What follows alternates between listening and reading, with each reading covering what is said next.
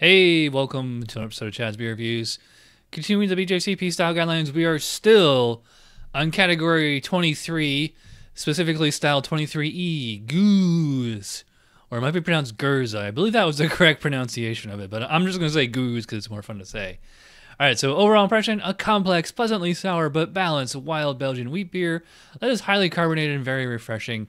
The spontaneous fermentation character can provide a very interesting complexity with a wide range of wild barnyard, horse blanket, or leather characteristics intermingling with citrusy, fruity flavors and acidity. Oude Geuze Boon 𝗢𝘂𝗲𝗚𝗲𝗂𝗲 or something, I don't know. And it's interesting, if you see it says 2014-2015 brewing season. That doesn't mean when it was bottled. The comments, history, all that stuff. Actually, the history and all that stuff is basically the same as lambic because, as we'll see in a second, comments, Gueuze is traditionally produced by mixing 1, 2, and 3-year-old lambic. That's what the difference is. Lambic, like straight lambic, 23D is just straight lambic, and 23E, Gueuze, is a blend of 1, 2, and 3-year-old lambic. Young lambic contains fermentable sugars, while old lambic has the characteristic wild taste of the Seine River Valley. A noticeable vinegar or cider character is considered a default by Belgian brewers.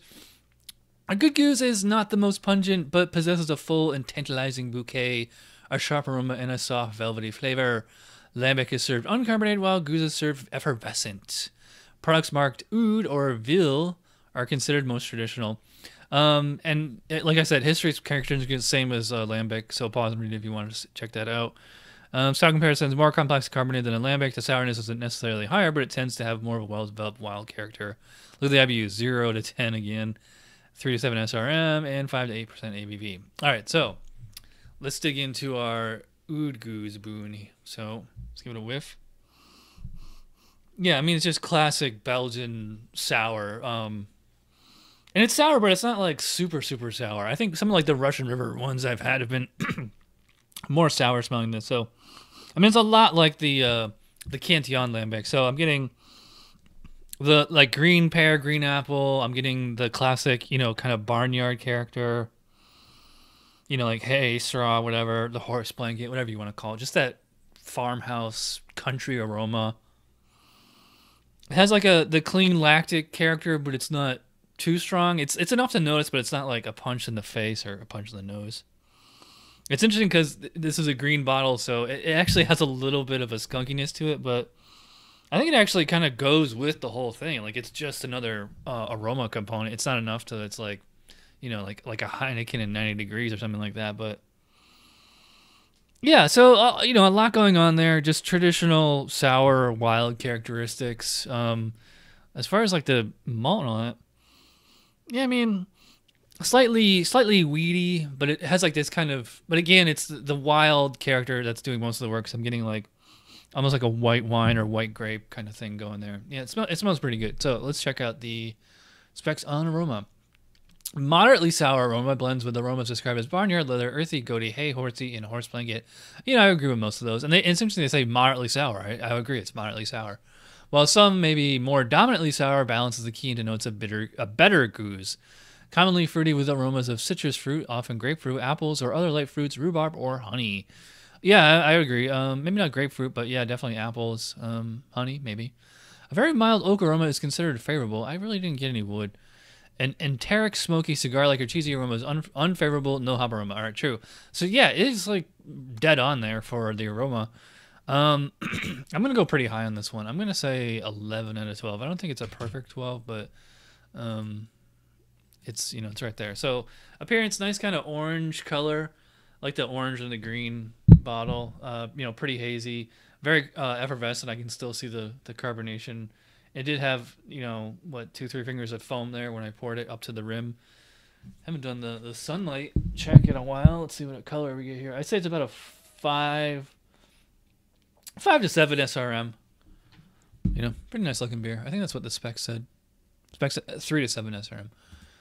Let's see what they say for appearance. Golden color with excellent clarity and a thick, rocky, mousse-like white head that seems to last forever.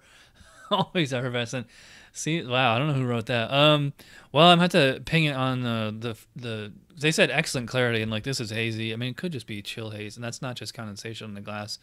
And they're saying a head that lasts forever. I mean, it's faded, but Yeah, I mean, it's pretty good looking. I'll give it a 2. Flavor. Well, I guess we'll find out. Cheers. Been like 2 weeks since I did the lambic. And that was a very memorable beer. And like as soon as I took a sip of this, like that one immediately came to mind. Except this is much more sour, and it's a little bit bolder overall. There's a lot of those same flavor characteristics. So, sourness, the kind of the grapefruit, the green pear, the green apple, the white grape, the whole horse blanket farmyard kind of thing going there. I'm getting a lot of that on here. Yeah, and then it's much more sour than the straight lambic, which is what it's supposed to be because, it's a blend of 1, 2, and 3-year-old lambic, and it's like, like usually the young lambic is like super sour, and they let it age, and it kind of mellows out. So that's why they blend it, so it's not like ridiculously sour, but sourness is nice on it. As you can probably tell, it's quite bubbly, almost champagne effervescence. Of course, we'll come back to the mouthfeel in a bit, but yeah, the taste is nice. So I'm getting like this.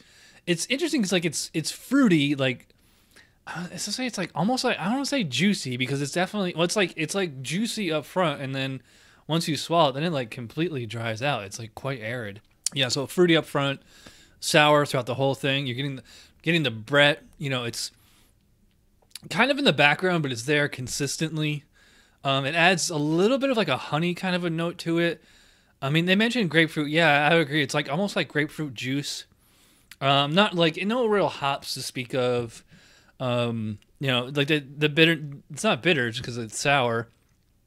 As far as the base malt there, it is kind of like a weedy, like if you're walking through a wheat field, just like that kind of. It's so thick in the air you can taste it. That's kind of how this beer is. Yeah, and then tart on the back end, like a Granny Smith apple. A very dry, mouth-watering finish. It's nice. So let's check these specs on flavor. A moderately sour character is classically in balance with the malt, wheat, and barnyard characteristics. True. A low complementary sweetness may be present, but higher levels are not traditional. I don't know if I'd say there's sweetness, it's just kind of a fruity flavor. While some may be dominantly sour, balance is the key to notes of better Gueuze. I agree with that. A varied fruit flavor is common and can have a honey-like character. That's exactly what I said. A mild vanilla and or oak flavor is occasionally noticeable. Yeah, I really don't get any oak or woody kind of thing. The malt is generally low and bready grainy. Yeah, I mean, they say low. I wouldn't describe this beer as bready. It's more weedy, but, it's pretty, it's not like it's absent completely. An enteric, smoky, or cigar-like character is undesirable. Yeah, I'm not getting any off flavors. Hot bitterness is generally absent, but a very low hot bitterness may occasionally be perceived. Sourness provides most of the balance. True. Crisp, dry, and tart finish. True. No hot flavor. True. I'm surprised they didn't go into more into like what's like there. Half this description is what's not there or what shouldn't be there. But as far as what is there, wow. Yeah, I mean it's right on there. I am gonna go pretty high in this one. I think I'm gonna say about 18, maybe 17. But yeah, I think 18 is fair. Mouthfeel. It's like drinking champagne.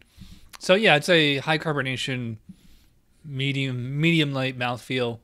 Very, very drinkable for 7% ABV. To me, it drinks more like a 5 or lower. So specs say on mouthfeel. Light to medium light body, true. In spite of the low finishing gravity, many mouth-filling flavors prevent the beer from feeling like water, true. Has a low to high tart, puckering quality without being sharply astringent, true.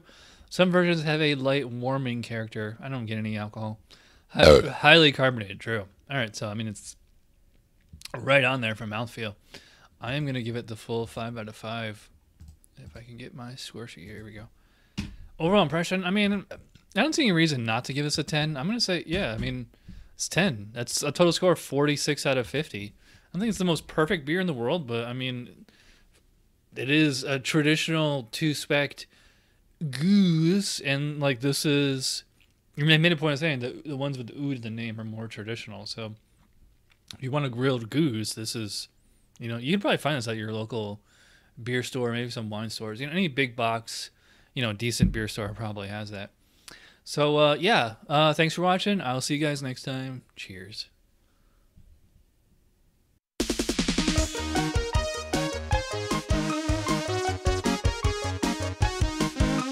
Somebody brewed it. Chad just reviewed it. Thanks for watching Chad's Beer Reviews. Trust me, the next episode will be a lot better.